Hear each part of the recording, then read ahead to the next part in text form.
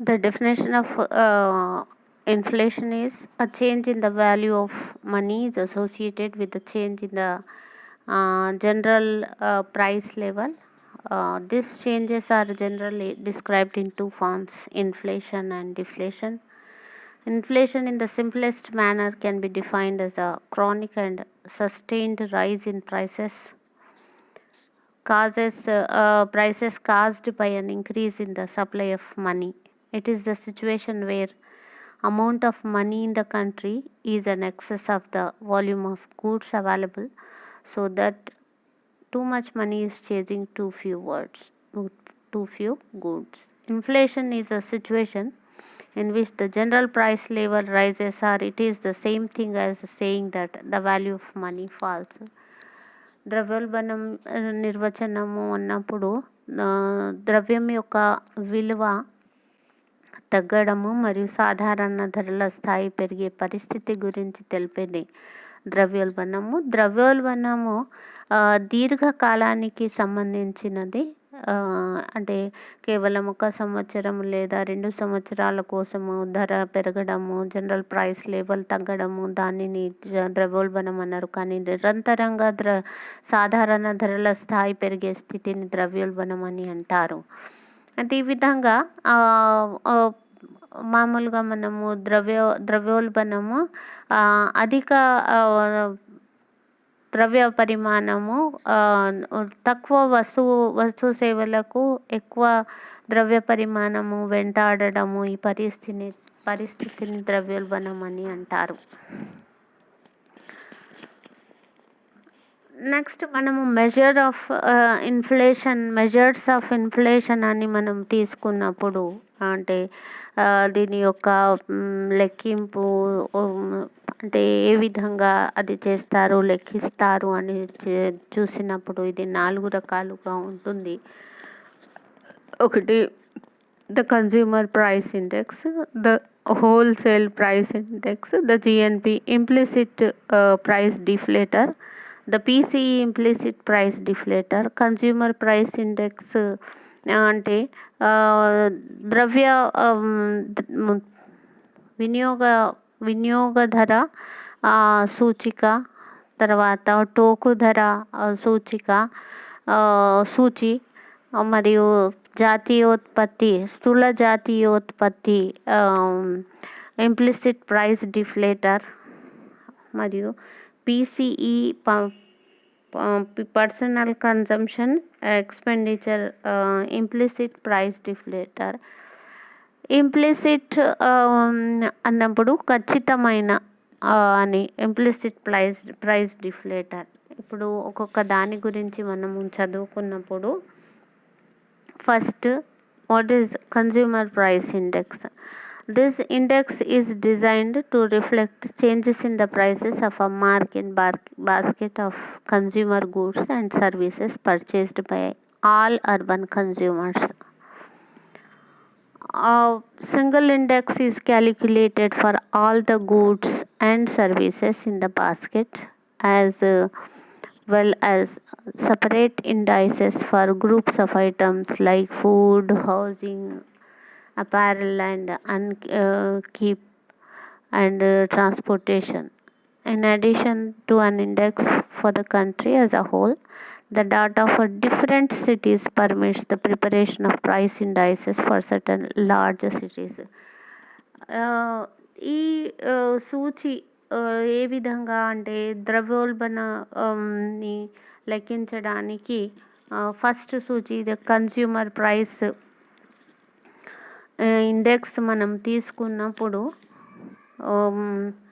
వినియోగదారుల యొక్క ధరల సూచి పట్టణ ప్రాంతాలు, వివిధ పట్టణాలలో నివసించే ప్రజలు కొనుగోలు చేసే వస్తువులు తీసుకునబడతాయి.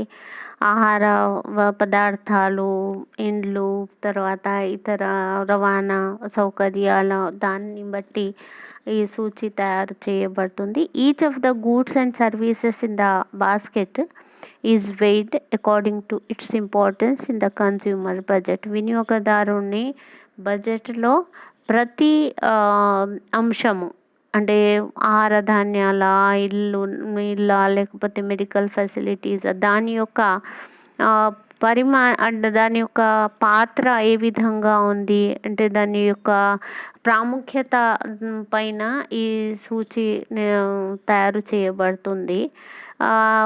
And this index is also known as cost of living index. Cost of living అంటే కాస్ట్ ఆఫ్ లివింగ్ అంటే ప్రజల జీవన వ్యయము ప్రమాణ స్థాయి, ప్రజల జీవన ప్రమాణ స్థాయి వ్యయాన్ని బట్టి ఇది నిర్ణయించబడుతుంది. Second one is wholesale price index. It is also known as the Producer Price Index (PPI). It is similar to the CPI in construction. It, however, measures the prices of some over 2,000 commodities at level of their first commercial transaction. రెండవది టోకు ధర సూచి, ధరల సూచి అని చెప్పవచ్చు. ఇది కూడా వినియోగ వస్తువుల ధర సూచి లాగానే ఇది తయారు చేయబడుతుంది, నిర్మాణం అదే విధంగా ఉంటుంది. కానీ దీనిలో ఎన్ని వస్తువులను లెక్కలోకి, అంటే నిత్యావసర వస్తువులు 2,000 వస్తువులను లెక్కలోకి తీసుకొని ఇది ప్రథమ దశ, అంటే వాణిజ్య లావాదేవీల ప్రథమ దశను బట్టి 200 వస్తువులను లెక్కలోకి తీసుకొని ఈ సూచి తయారు చేయబడుతుంది. తర్వాత the GNP, the third one is the GNP implicit price deflator. Implicit price deflator అనేది implicit is definite, certain. It means certain and definite. So it is called implicit because it is not obtained directly as are the CPI and PPI. Instead, it is calculated by dividing current GNP by constant GNP. So unlike the CPI and WPI, the GNP implicit price deflator is not based on a fixed market basket. అంటే వస్తువుల యొక్క ఖచ్చితమైన ధరలు కాకుండా దీన్ని ఎలా నిర్మించబడుతుంది, ఎలా calculate చేయబడుతుంది, లెక్కించబడుతుంది, ఈ సూచి ఏ విధంగా తయారు చేయబడుతుంది అంటే ఉన్న ప్రస్తుత స్థూల జాతీయోత్పత్తి తర్వాత ఈ స్థిర అంటే ఆధార సంవత్సరపు స్థూల జాతీయోత్పత్తి ద్వారా డివైడ్ చేసి ఈ సూచిని తయారు చేస్తారు. నెక్స్ట్ లాస్ట్ మెజర్ ఏమిటి అంటే PCE implicit price deflator. PCE is personal consumption expenditure, వ్యక్తిగత వినియోగ వ్యయము. దీనిలో it is an index of price change for all the goods and services included in the personal consumption expenditure components of the GNP, and it is derived as is the implicit price deflator for GNP as a whole. So like the GNP deflator, the PCE deflator is not a fixed weight price index. PCE అనేది ఇది ఖచ్చితమైన దానిని సూచించదు, అంటే ధరల సూచి అని మనము చెప్పలేము. ఇది ఆ విధంగా అంటే అంతకుముందు నేను ఎక్స్ప్లెయిన్ చేసిన 3 సూచీల లాగా కాకుండా ఇది PCE ఇంప్లిసిట్ ప్రైస్ డిఫ్లేటర్ అనేది ఉంది.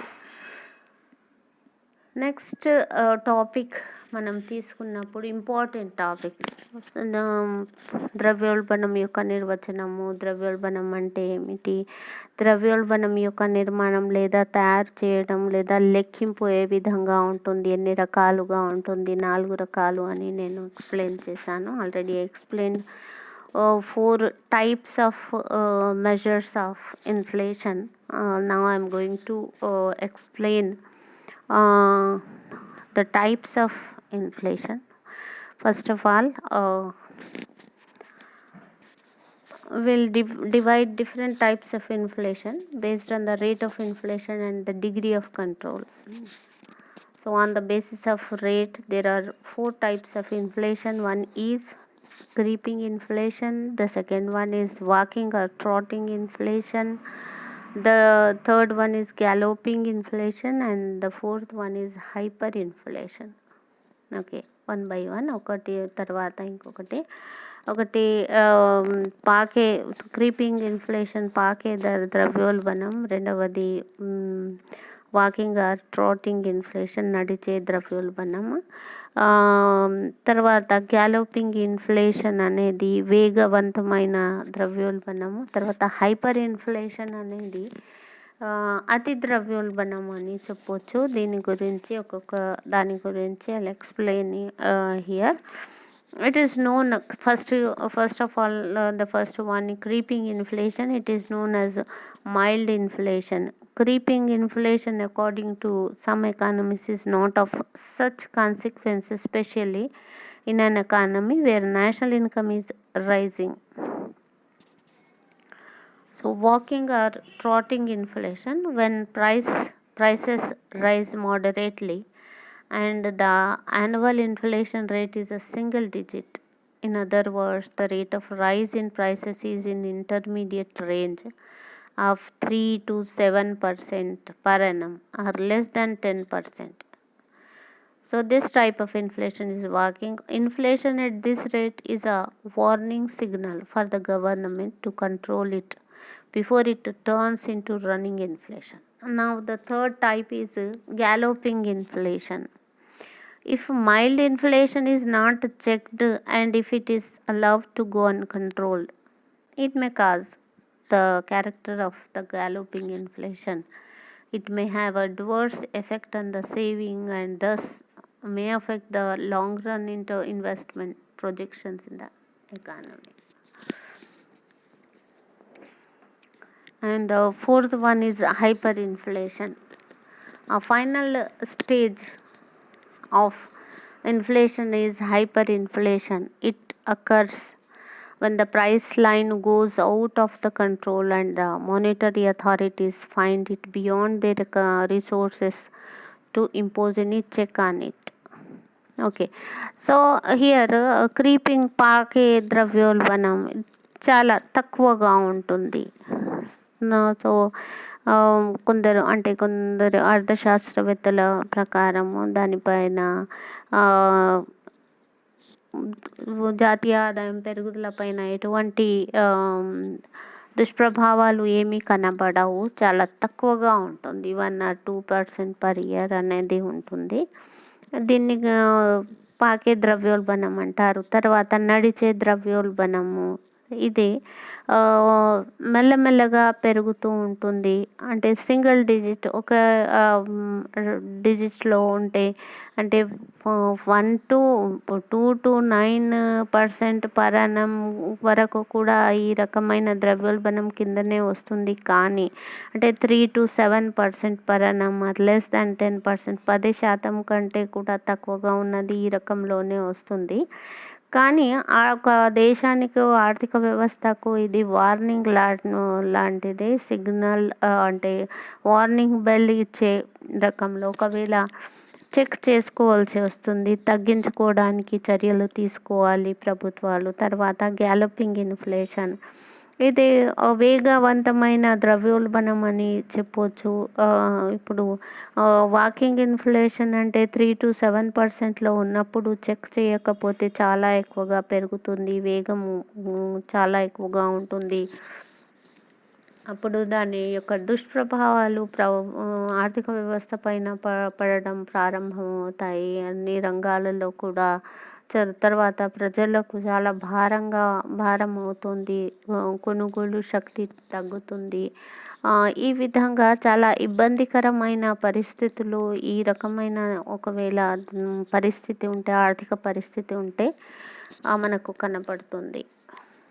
నెక్స్ట్ మనం చూసినప్పుడు హైపర్ ఇన్ఫ్లేషన్, ఇది అతి ద్రవ్యోల్బణం. ఇది చాలా చాలా ఎక్కువగా ఉన్నది. దాని యొక్క పరిణామాలు కూడా ఘోరంగా ఉంటాయి.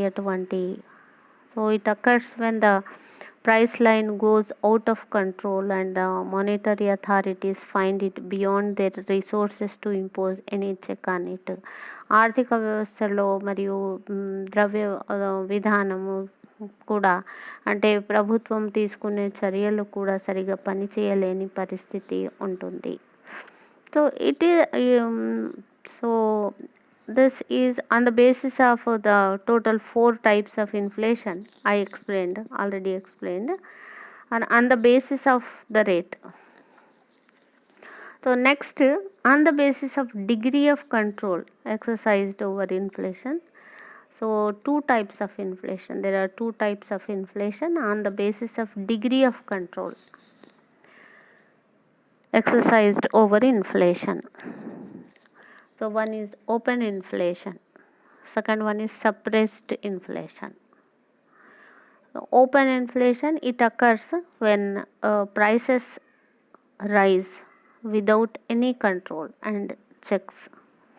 It refers to an inflationary process in which prices are permitted to rise without being suppressed by government price control. Okay, the second one is suppressed inflation. It is not characterized by a price rise. In this type of situation, prices are held stable through different means like application of control by the government, rationing, etc. So ఇక్కడ నేను ద్రవ్యోల్బణము నియంత్రణ అంటే దాని యొక్క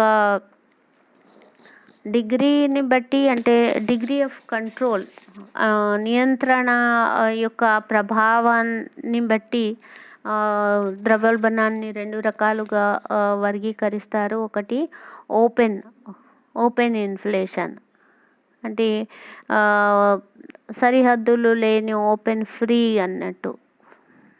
దీనిని ఎటువంటి check అనేది ఉండదు, కంట్రోల్ అనేది ఉండదు.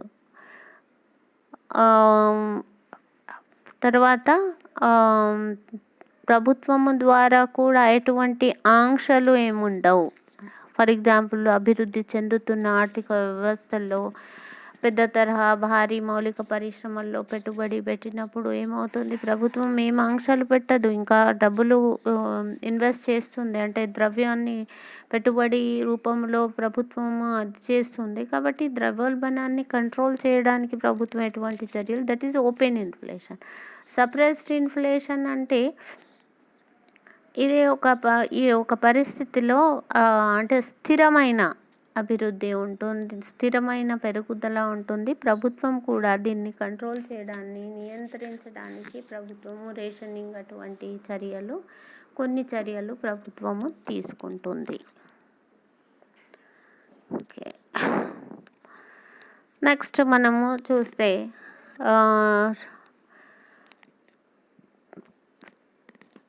ద్రవ్యోల్బణం యొక్క సిద్ధాంతాలు కొన్ని, అంటే కారణాలు ఏమిటి అంటే కారణాలపైన సిద్ధాంతం అనేది ఆధారపడుతుంది.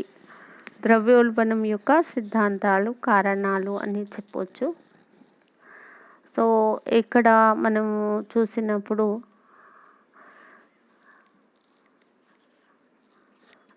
there are various theories explain the causes of inflation, such as theory of demand pull inflation and cost push inflation, and mixed demand pull and cost push inflation, and sectoral theory of inflation, structural theory of inflation, and markup inflation. అంటే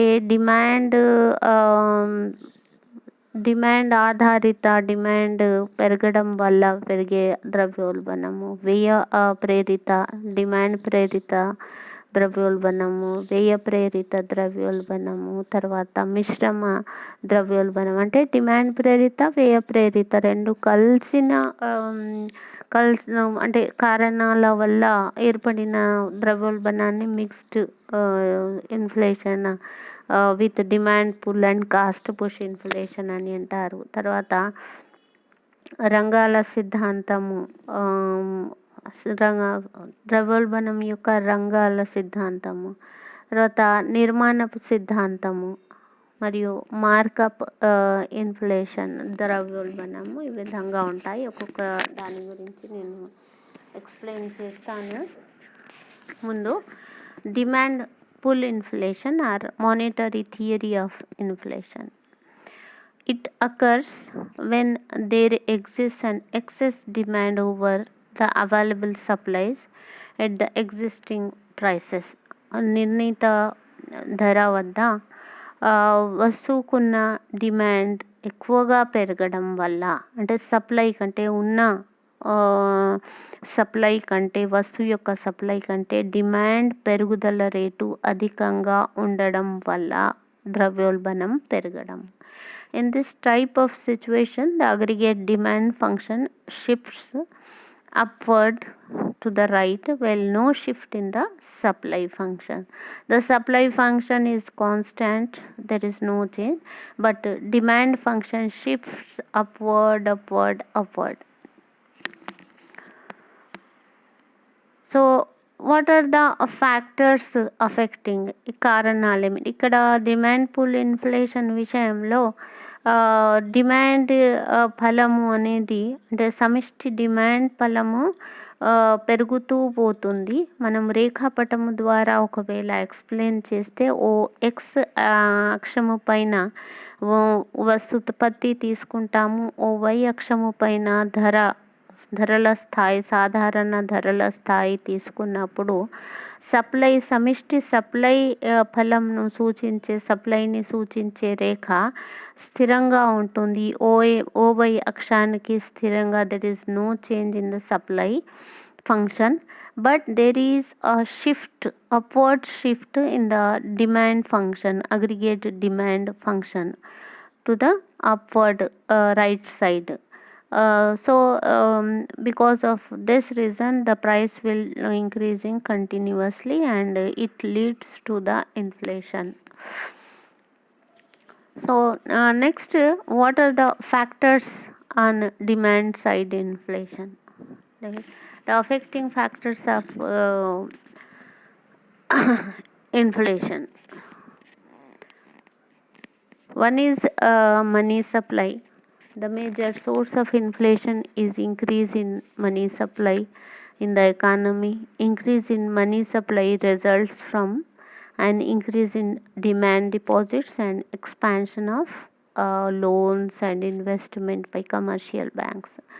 Money supply, here you see in Indian economy after independence, after 1950s, when development starts, the government started established, initiated so many projects, multi-purpose irrigation projects, established heavy industries, iron and steel industries in various states. The government started the commercial banks, land development banks, and to facilitate the farmers, to facilitate the entrepreneurs in industrial sector, for the credit facility, finance facilities to the entrepreneur. So these are the money activities, money spending or money supply activities. So it leads to the naturally it leads to the inflation, increasing price level. When quantity or the supply of money increases in the society, it leads to the inflation. So in developing economies, it is inevitable to have the reason and the cause. Next one is disposable income. It refers to income payments to factors after personal taxes have been paid. An increase in disposable income results in an increase in the absolute amount of consumption expenditure in the economy. Increase in consumption expenditure is inflationary in character. The third one is increase in business outlays. The increase in business outlays or capital expansion taken on a speculative character during an inflationary boom. And the next reason or cause is increased foreign demand. Another factor responsible for increased demand is foreign expenditure for domestic goods and services. This factor is particularly significant if a country maintains an export surplus on its balance of trade. So ఇవి ముఖ్యమైన కారణాలు మనం చూస్తున్నాము. Demand side వల్ల demand పెరగడం వల్ల ద్రవ్యోల్బణం పెరగడానికి ముఖ్యమైన కారణాలు ఒకటి ద్రవ్యం యొక్క సప్లై. ఆర్థికాభివృద్ధి జరుగుతూ ఉంటే ప్రభుత్వము వివిధ అంశాలపైన వివిధ రంగాలలో పెట్టుబడి పెడుతుంది. పెట్టుబడి పెట్టినప్పుడు సమాజంలో ద్రవ్యం యొక్క సప్లై పెరుగుతుంది. ద్రవ్యం యొక్క సప్లై పెరగడం వల్ల ద్రవ్యోల్బణం అనేది కంపల్సరీగా పెరుగుతుంది. తర్వాత వ్యయ ఆదాయము అంటే ట్యాక్స్లు పన్నులు పోగా వివిధ ఉత్పత్తి కారకాల యజమానుల ఆదాయాలు పెరిగినప్పుడు అదేమవుతుంది అంటే వాళ్ళ యొక్క ఖర్చు అంటే వినియోగపు ఖర్చు పెరుగుతుంది. ఈ విధంగా ఇది ద్రవ్యోల్బణానికి దారి తీస్తుంది. నెక్స్ట్ వాణిజ్యము లేదా బిజినెస్ వ్యాపారం యొక్క ఖర్చులు బడ్జెట్ పెరగడం వల్ల కూడా ద్రవ్యోల్బణం పెరుగుతుంది. తర్వాత వినియోగ వస్తువుల యొక్క డిమాండ్ వినియోగపు ఖర్చు అంటే విదేశీ వ్యాపారము పెరగడం వల్ల కూడా ఈ రకమైన ద్రవ్యోల్బణం ఏర్పడుతుంది. అంటే ఈ కారణం వల్ల. Next cost push inflation. Cost push inflation is caused as the increase in the cost of production. When the cost of production increases, aggregate supply schedule shifts to the left, indicating that a lesser quantity is supplied at the prevailing prices. With the aggregate demand schedule remaining unchanged, a fall in supply pushes the price level upward. So ఇక్కడ cost push inflation అంటే ఉత్పత్తి వ్యయం పెరగడము, supply స్థిరంగా ఉండడం లేదా తగ్గడం. ఉత్పత్తి వ్యయం పెరగడం వల్ల సప్లై తగ్గుతుంది. సప్లై తగ్గడము మరియు వస్తువుల ధరలు పెరగడము ద్రవ్యోల్బణానికి దారితీస్తాయి. దీనికి ముఖ్యమైన కారణాలు ఏమేమి ఉన్నాయి అంటే first factors and cost side inflation. First one is higher wage rates. A modern economy is characterized by the presence of organized trade union activities. Whenever the producer are forced to grant higher wage rate, they find it easier to shift the burden on the consumers by charging higher prices for the commodities. The second important cause for this cost push inflation is higher taxes. A further source of cost push inflation is the various types of taxes imposed by the state authorities, especially indirect taxes like excise duties. The producers have a tendency to shift the higher burden of taxes to the consumers by hiking prices by the amount of taxes.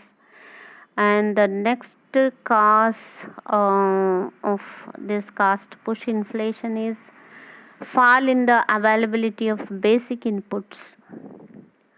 So when fall in the supply of raw material of cement, iron and steel, cotton, jute would rise their costs, which would go to rise the prices at which the manufactured goods will sell in the market. And the fourth last cause is higher profits margin. The higher profit margins fixed by producers is one of the main causes of cost push inflation. This happens especially when the producers are faced with the situation of seller's market. In this type of situation, demand exceeds supply, price tends to rise under the impact of high demand to the advantages of producer. ఇక్కడ cost push inflation, వ్యయ ప్రేరిత ద్రవ్యోల్బణము సంభవించడానికి కారణాలలో ఒకటి వేతనాల rate పెరగడము. ఆధునిక యుగములో trade unions అంటే శ్రామిక యూనియన్లు ఉండడం వల్ల వాళ్ళు వేతనాలు పెంచడానికి కృషి చేస్తారు. కాబట్టి ఇది ద్రవ్యోల్బణానికి, వేతనాలు పెరిగినప్పుడు ప్రజల చేతుల్లో డబ్బులు పెరుగుతుంది. సాధారణ ధర వాళ్ళ కొనుగోలు శక్తి పెరిగినప్పుడు అమ్మకపుదారులు వస్తువుల యొక్క ధరలు పెంచుతారు. ఈ విధంగా ద్రవ్యోల్బణానికి ఇది దారి తీస్తుంది. నెక్స్ట్ ట్యాక్స్లు పెంచడం వల్ల అంటే పన్నులు, వివిధ రకాలైన పన్నులు ప్రభుత్వము మామూలు ప్రజలపైన వేసినప్పుడు, భారతదేశంలో అయితే మనకు పరోక్ష పన్నుల భారం ప్రజలపైన చాలా ఎక్కువగా ఉంది. మనము పరోక్ష పన్నుల రూపంలోనే ధరకు చెల్లిస్తున్నాము వినియోగ వస్తువుల కోసము. ఈ విధంగా ద్రవ్యోల్బణానికి దారితీస్తుంది. తర్వాత అంటే మౌలిక ఉత్పాదకాలు లేదా ఉత్పత్తి కారకాల లభ్యత తగ్గినప్పుడు, ముడి సరుకుల